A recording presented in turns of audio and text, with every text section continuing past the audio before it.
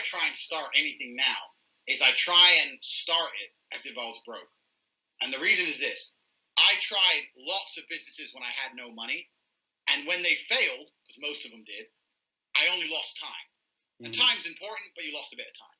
But what happens is when you start to make money, then you start launching things and you start losing money. You can't lose money if you don't have money, you know? So when I was successful with my first business, I started with no money. Now if someone comes to me and goes, I want to start a business, I say, okay, how can we do it for €0? Zero. Oh, but we can't. There must be a way. Find a way.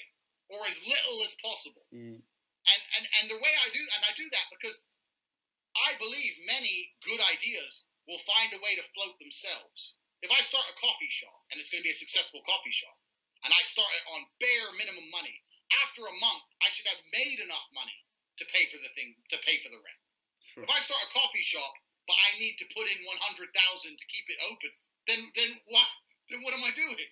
So my view of business now is very much like I get a lot of people who come to me and they say, oh, Tate, we need this much money for this much money for this. I'm like, look, if it's a good idea, we don't need any money. If it's really a good idea. Or fair enough, you might have to rent a premises or something. But you know where I'm coming from. I think a lot of people, especially, I think business is not dangerous when you're broke because you have nothing to lose. Business is dangerous when you're in the middle and you can lose all the progress you've made. Yeah. And this is where the mistakes come in. So, I mean, I'm not super wealthy or anything, but now I'm at a point where I try and say, yeah, I'll start anything, but I'm super reluctant to put my money into something. I'll try hard, you know, or I'll do just enough of what it takes. I've done crazy things, bro. I've started new limited companies to get leases, knowing that if I don't make money in the first month, I'm just going to skank on the lease and let the whole company go under. And I think like that. I think, you know what? I'll get this premise as a 3-year lease. I'll pay 1 month. And if it doesn't work out, they can go sue this company, which I'm just going to close.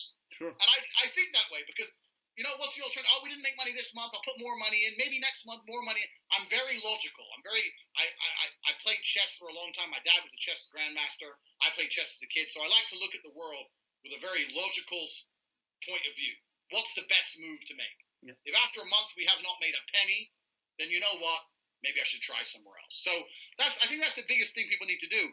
You need to dedicate your time and stuff, but a lot of people seem to think you need all this money to start a business, and especially on the internet, you need very little on the internet. Yeah. If you're going to do an online business, you really don't need much.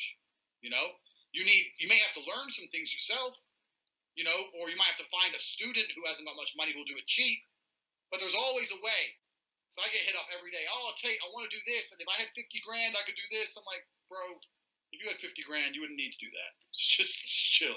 For those who listen to us, this was excellent advice